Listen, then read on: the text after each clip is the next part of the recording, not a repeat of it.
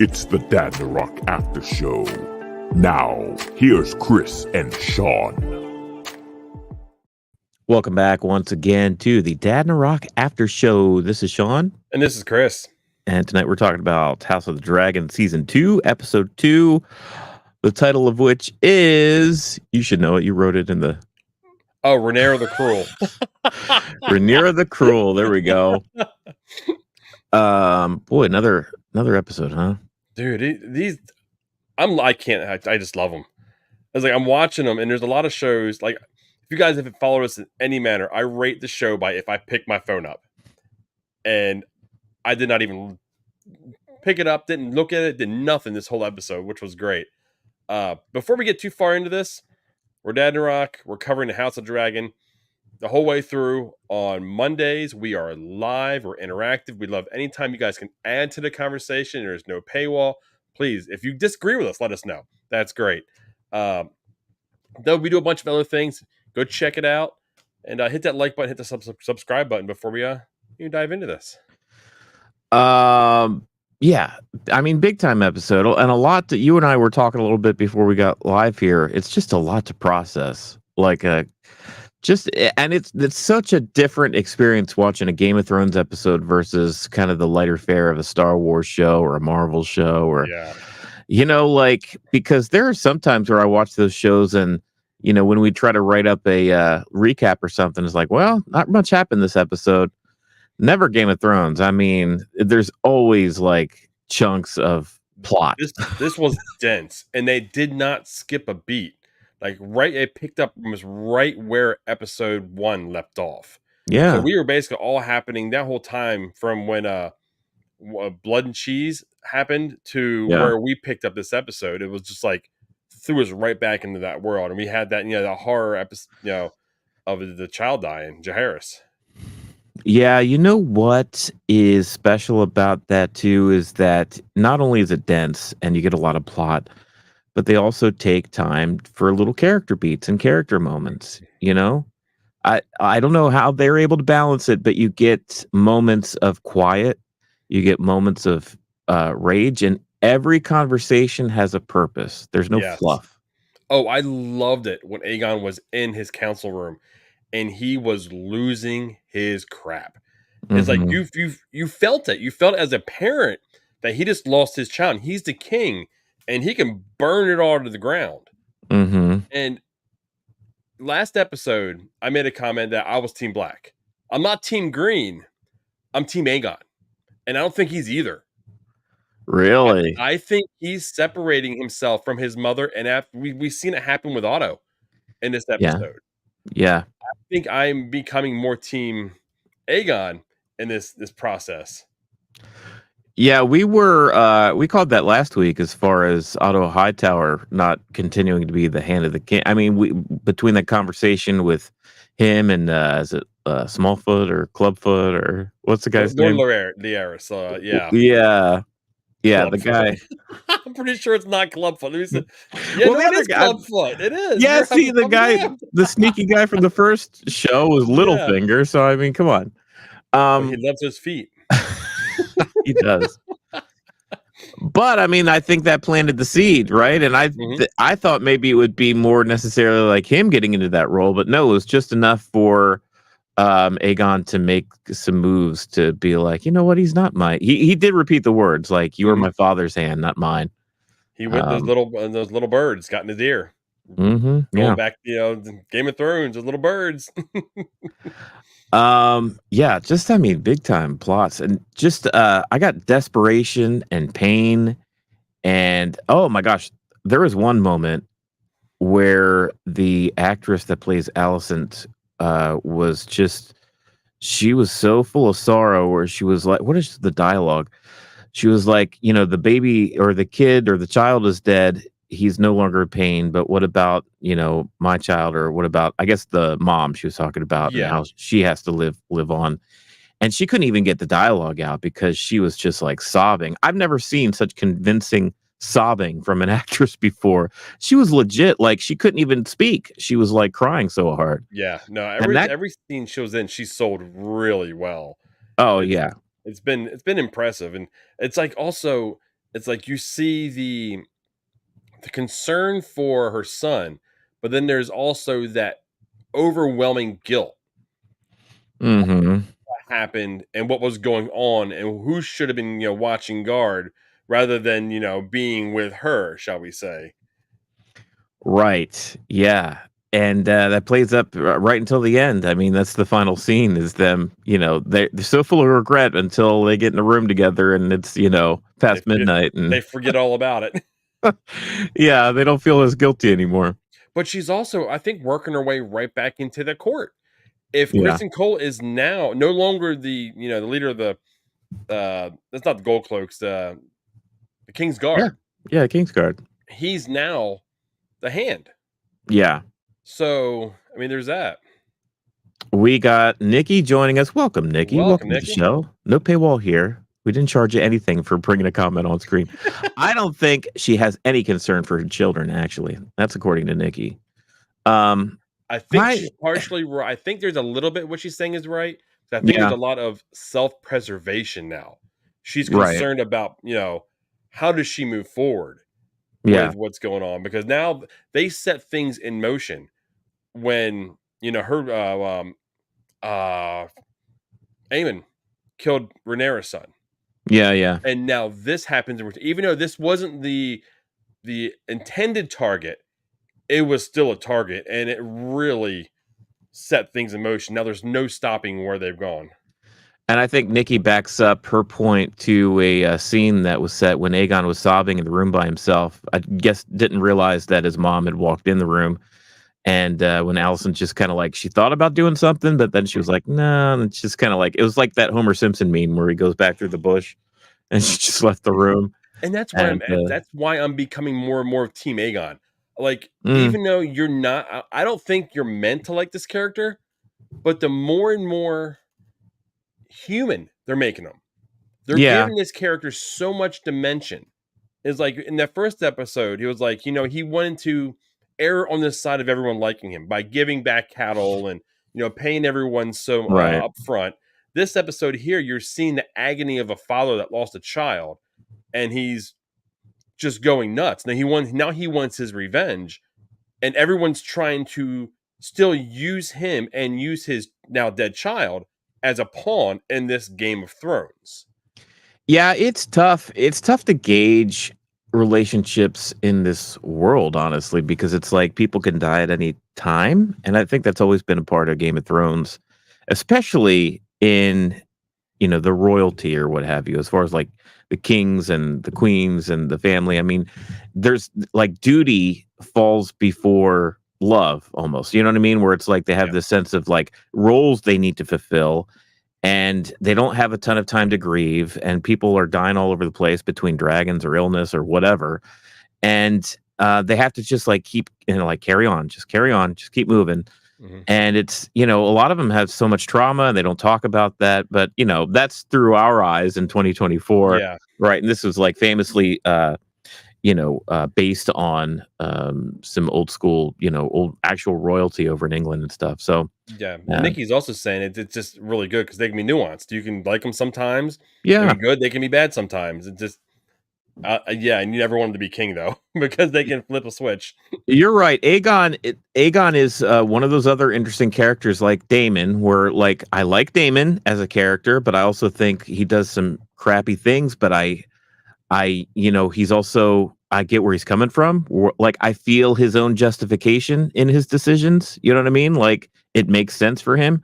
And Aegon's kind of that forming into that same way where it's like there's no doubt he loved his little boy. Like Oh yeah, he wanted to do right by his son the way he felt that he was his done dad. wrong.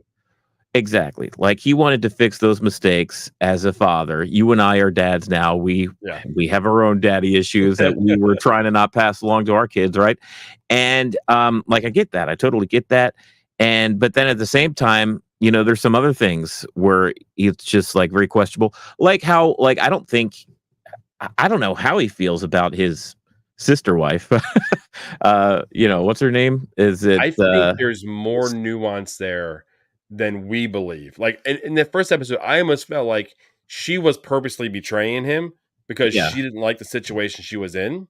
Right. This episode here, when they passed each other on the stairs, there was nothing said, but there was a look, and it was almost an understanding between the two, and they kept going. I think there's going to be something between him and Helena, and I think Helena is going to become a force in some manner. I'm not sure exactly how it's going to play for, because they've got to give it to us. They can't just all of a sudden put her there. She's Yeah. got to be built into it. She was even shown as a little frail in this episode when it came to the funeral, and when the cart got stuck and she kind of panicked with Allison. Yeah, well, that was a great scene. I love that whole thing too, because it was like, it just felt like, I thought they were going to be mad at Otto Hightower for like making them go through with that, when it was just like, this is a cluster F, and we wouldn't have been out there if it wasn't your idea. You know what I mean? I was waiting for the classic Game of Thrones situation to happen, where they showed his head reattached. Cart got stuck. Oh, you're right. I was waiting for that too, because his body was rocking back and forth. I was either waiting for the body to fall off, or go ahead and fall off the cart. That's the old show. The old show would have done that. But that's what Dragon. We're so hardened to that. Yeah, and that would have been a shock and all moment, which wouldn't have been necessary. I mean, it's a child. It's bad enough that we had to witness that or hear that had the child go out there that way. But it would have been more of that. To hammer home the whole thing. Would have been so tragic. I would not want to witness that. And that makeup, they did a good job with like the prosthetics or whatever. Because I don't know, that looked like it might have been like some sort of special effect or makeup or something. Or I don't know, but it's like it was heartbreaking because they didn't shy away from like showing him like in the casket and stuff. Yeah. I thought it was like going to be like a covered casket, but no, I guess that kind of goes with the point of like, no, let him be seen. Let the to help you get the commoners on your side kind of thing. Well, I watched the after show, I won't say the after show. If you follow all the way through at the end of the show, like the last 10 minutes or so, it's kind of they're talking about behind the scenes. Yeah. And the guy that played Otto Hightower or plays him was talking about like bending propaganda into their favor. And that's the whole purpose of him. Because they didn't truly know at that point who did it. And they know Damon was the one who set up, did it. Yeah. Was paid it. He didn't know if there was acting in Rhaenyra's, interest. But they need to make it look that way to have everyone fall on their side rather than be on her side. So it's just kind of, I hate seeing, it used that way, but. I just love how everything is so shades of gray in this show. I mean, it's like, there's no hero or villain, you know what I mean? It's like it's funny because in like the lead up to this season, they were putting out posters like choose your side, this or that. Yeah. It's like, on the surface, it should be like a Coke Pepsi thing, like who are you for or who are you against? But it's like the machinations between all the characters are so subtle and the intentions are all so varied from each character that there's like fractions within the sides, you know what I mean? Like you could like some people from one side and some people from the other and hate and like vice versa. Yeah. That's what I love about this show so far. And last season, was kind of a ramp up where we got a lot of backstory. They had like the younger actresses play those characters and stuff. But this season, I know we're only 2 episodes in, but so far this season, I mean, dang. I'm laughing because Nikki's thinking what everyone in the world's thinking. Except Kristen Cole. There is no redeeming character. Now, people are putting him up against Joffrey. No, he's not Joffrey level, he's no but Joffrey. He is. Yeah, no, he's garbage. Definitely when he follows through what he's doing. And you see, there's a point where he's standing in the bedroom and they're taking apart the bed and everything, removing it. And he's standing there and it's like, he knows there's no going back. He may not have been this when we originally met him, but he's turned into this. Now he knows there's no going backwards. I have to basically move forward with who I am and the persona I am now. Because if he does waver on that, he's dead. Yeah, and there was more from him this episode as far as him kind of charging out on his own behalf. You know what I mean? With the moves that he makes with Aegon. The big sweeping move that he makes as far as his little plan. And not only that, but just the thing of being like, hey, your gold cloak, is muddy at the bottom, and him really like laying into, I don't know Eric's brother's name.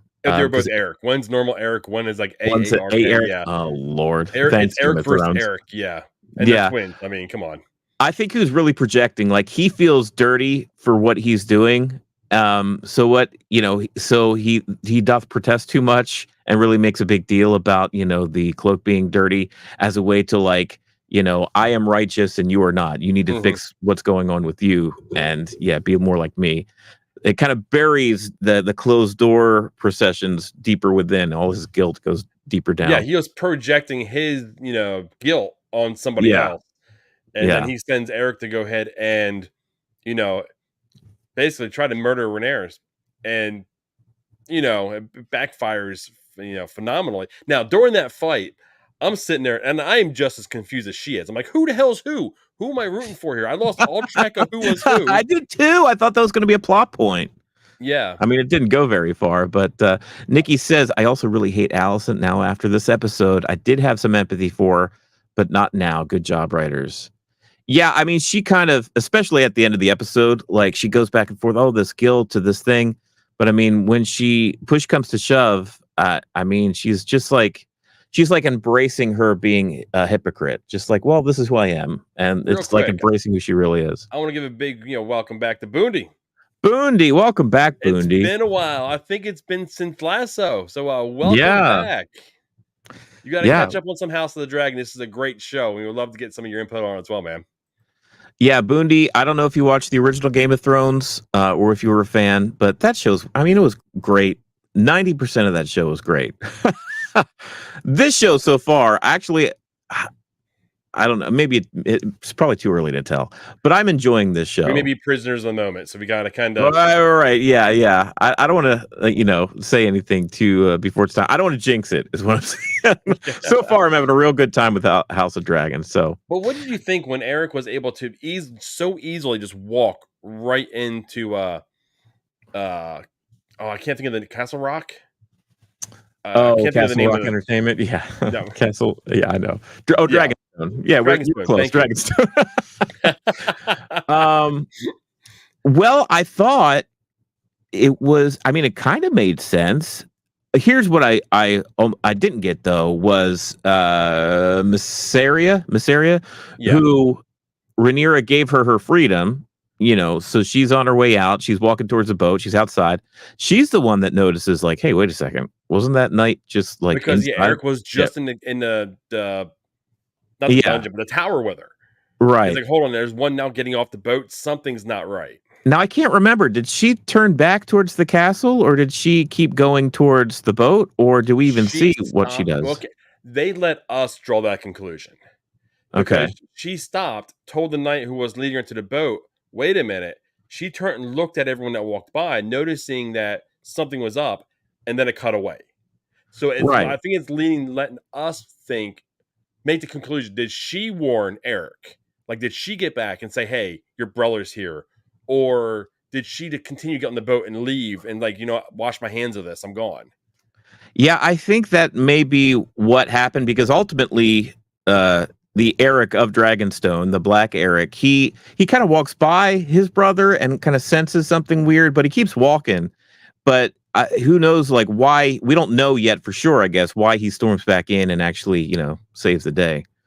But yeah, I thought that was going to be a plot point. Like, shoot him. Like it's the Spider-Man meme. Or one actually wins, like we got, and they didn't know which one it was. Yeah. So the fact that he apologized to her, told me the right one, Eric won, and then he fell on his sword. I'm like, that was just basically a Shakespearean tragedy that took place between two brothers from last season all the way to this season, from when they both picked sides and then they both fought to their death in this last episode. Pour out a little milk of the poppy for the Eric twins. For the Eric twins. Yeah, y'all were decent characters, but you're gone.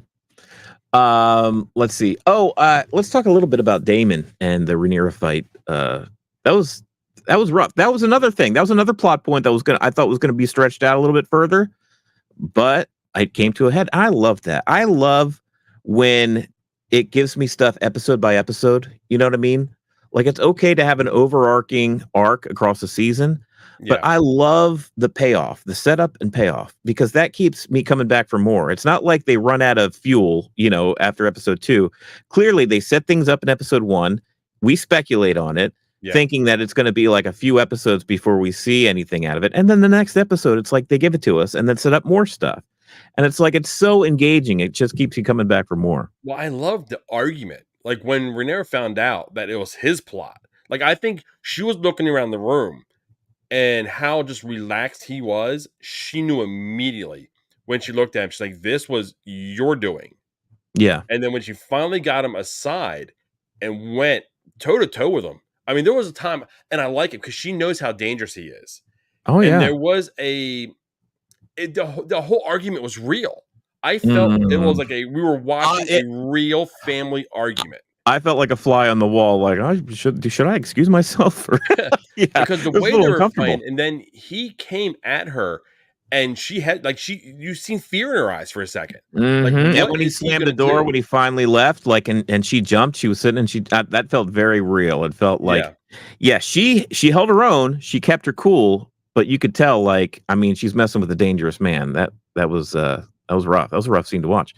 Boondy says, "I've forgotten how comforting your voices are. It's like a warm hug. I'm going to watch the first 2 episodes and rejoin the community." Dude, Boondy, that we'd is love to see so you nice again. of you, man. We appreciate that. way too kind. I appreciate it. But man, that getting back to that argument, it's like when they're going back and forth, and she lays it out on why her father did not pick him. Yeah. He could not. They both love him, but they cannot trust him. He's always looking out for his own well-being, which is very Game of Thrones. Like I'm playing the game too. I'm with you. I'm on your side. But if something falters, I'm stepping in. She was spitting truth at him, and he did not like it. He did not care for that. He's just like, oh, like why, my brother was weak, and like, but he has to know that what she said was the truth. It wasn't about him feeling, lower than his superior, Damon brother. He's always been jealous of me because I'm so cool or whatever. It had to be because it's like, you're a shit. Oh, I loved the turnaround from Rhaenyra and storming across the room at him. Like, I don't care who you are. Yeah. Like fierce. Like I'm waiting for the fierceness to come out because we see it in her eyes. We haven't seen it in action. And I don't think we're far from seeing it in action. There's going to be something comes. There's going to be retribution from what just happened in this episode when Eric tried, or one of the Erics tried to kill her in her own bedroom. Where do you think Damon went off to? I mean, they speculate that he was going to go to Harrenhal, and then he had this big blowout. Do you think he's still going there? I think he went that way. I think he is. I'm not sure where this sea serpent is. Corlys, Lord Corlys. No. He wasn't. He didn't go there because he went to where the ship was, where the 2 brothers were. The sailor and his brother that were there. Yeah. He went. I think he went there because he looked up when the guy was getting clams. He looked up and a dragon flew over. So whatever that location is, I'm not even 100% sure where that location is. Oh, that was interesting too. I forgot about that because that was a small scene that if you're not watching closely, like I can't really tell the dragons apart just by looking at them. I need to know who the rider is to know who the heck is flying around. But so that scene came after Damon left, huh? Yes, that came more towards the end because the whole fight with him and Rhaenyra happened earlier in the episode. That scene took place probably about 3/4 of the way, through the episode. It happened before the fight. Yeah, like right about in that time frame. Okay, I have something. I don't know if it's correct, but it may be a little bit spoilery because Harrenhal, the city, the town, or the castle of Harrenhal, it was in the original Game of Thrones show. It was in season 2 predominantly. Tywin Lannister was there, and when Arya was playing, her, little, like fetching boy and like serving him tea and stuff, in season 2, they were stationed in Harrenhal, and it was this big burned up castle because, like, historically, Harrenhal was like burned up to hell by dragonfire, and I'm wondering if we're going to see that. Sea smoke. because that would be an interesting way to get like a little bit of context. If Daemon is the one, I don't know if Daemon's the one that actually burns up the castle, but coming off of this heated exchange with Rhaenyra and then just to go to Harrenhal just to like burn it to the ground, I guess like he left in a way that I could see him taking out his rage on a whole damn castle. I had the dragons up. I lost it. Anyway, yeah, apparently it was Sea Smoke. I'm not sure who's writing Sea Smoke. That may be his daughter. If that's who it is. I remember when Daemon was storming out, his daughter, I can't think of her name, was coming in. Yeah, and she talked to Rhaenyra for a minute, and then she was going to go like patrol. Yeah, okay. So that I'm thinking that may have been it. That makes sense in context to the situation and looking up, because that would still leave us open to thank you, Nikki. Laenor Valerion, thank you very much. We're going to be back. Exactly why we need you guys. we were bad with names. We love the characters, but we were bad at remembering all these names. Yeah, it's like let me see some other stuff. We talked about the brothers fighting. Otto was removed from being the hand. The blood and cheese. Blood and cheese. Well, yeah, the first blood. He turned so quick. He rolled over when Lord loyalty. I mean, why? Yeah, he was like, he was talking before dude even got in the cell. He's like, this will happen. This is everything. He didn't tell me his name, but he was a rat catcher. And I was like, I love the fact he said, "Are you going to hurt me?" He said, "No, but I can't speak for the king." And he walks out. And you think that's why? Well, I mean, Aegon has a variety of reasons to be upset and to be crying in his room later, but do you think that kind of he seemed big and bad in the moment, hitting the guy with the mace in the face or whatever, but do you think just the trauma of that and him losing his son, everything must have caught up to him at night? Oh yeah, because it's like if you're firing a gun for the first time. Yeah, it's just that you've never done it before. You may live in the world and you may believe that you can do it and you may act like you can do it, but the minute you actually follow through with something, once again, it's something you can never take back. Yeah, he went ahead and and in reality, I even said it to my wife at the time. He was merciful. He went in there with a club and one shot, dude's gone.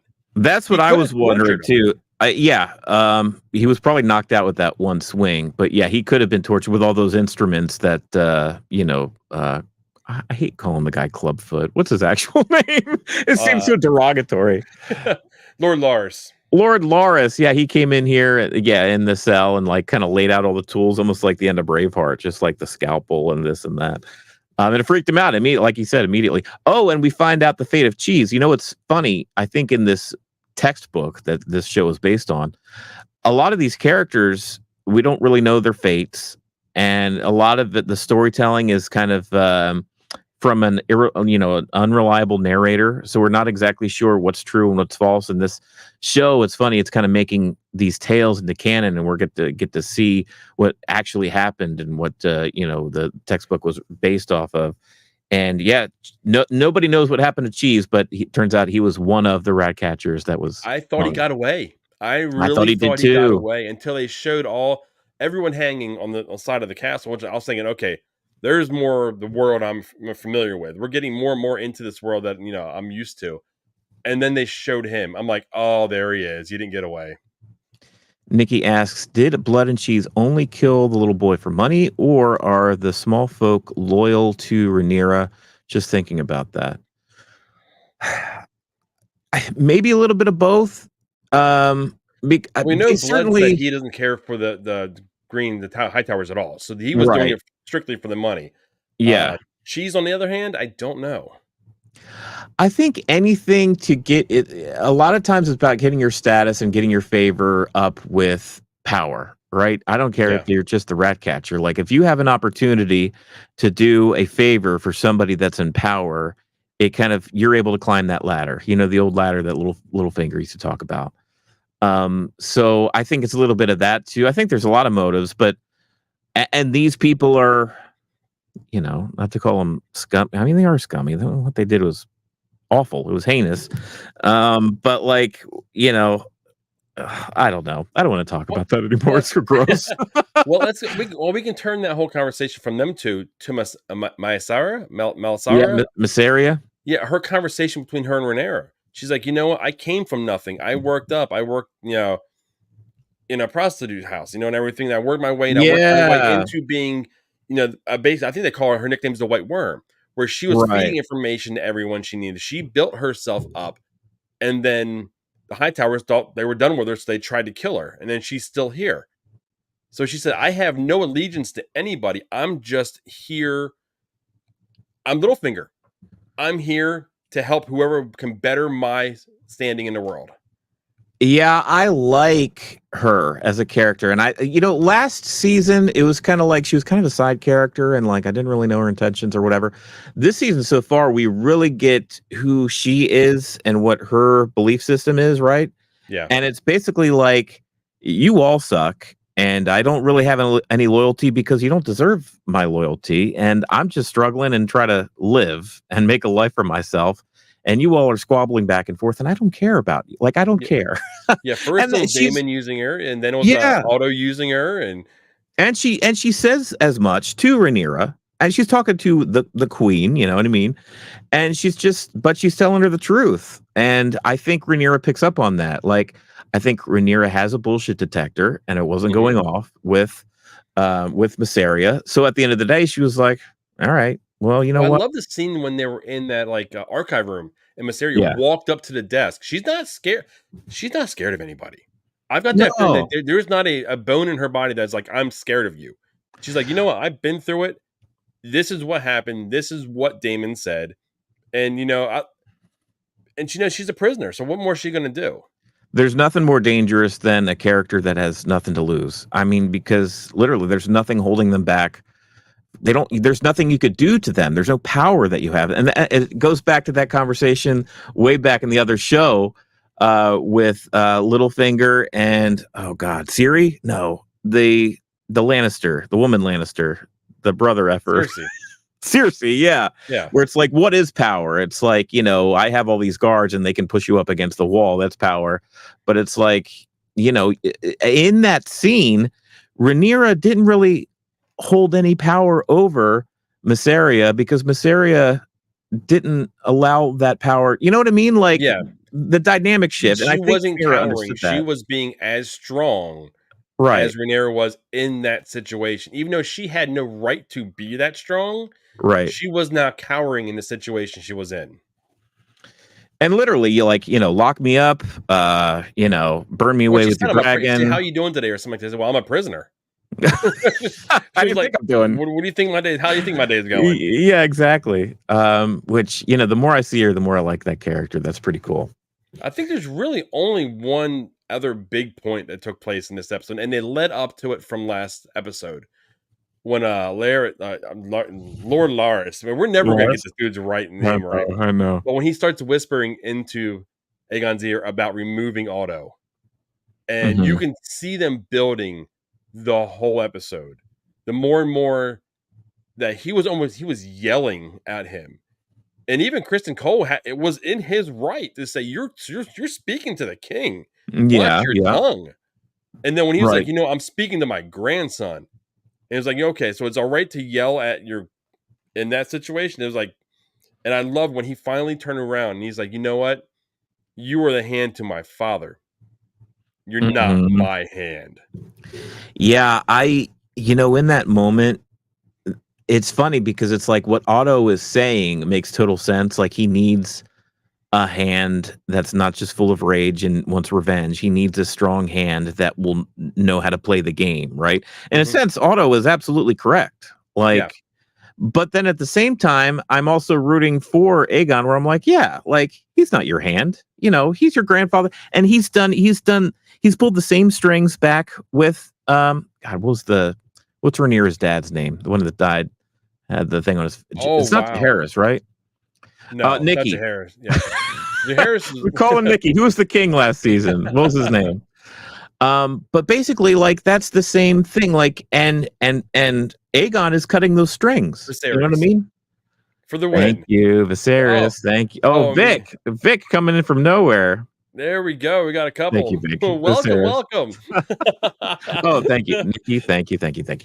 But yeah, so it's like I was I was rooting for Aegon in that moment because essentially what he's doing is cutting the strings and, Yeah. stepping out on his own, which Which I is going to liked. be, which is the beginning of the end For him or for Hightower? for the Otto. show.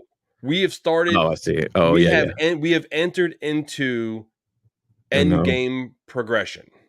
I Even though, know. It's so sad. This show's so good, but I know it's like it's not going to stretch out to 7, 8 seasons. Like, no, I know we got a season 3 guaranteed. So it's like, yeah, how are they going to go ahead and progress in this war? Because really, what we need to start seeing is characters.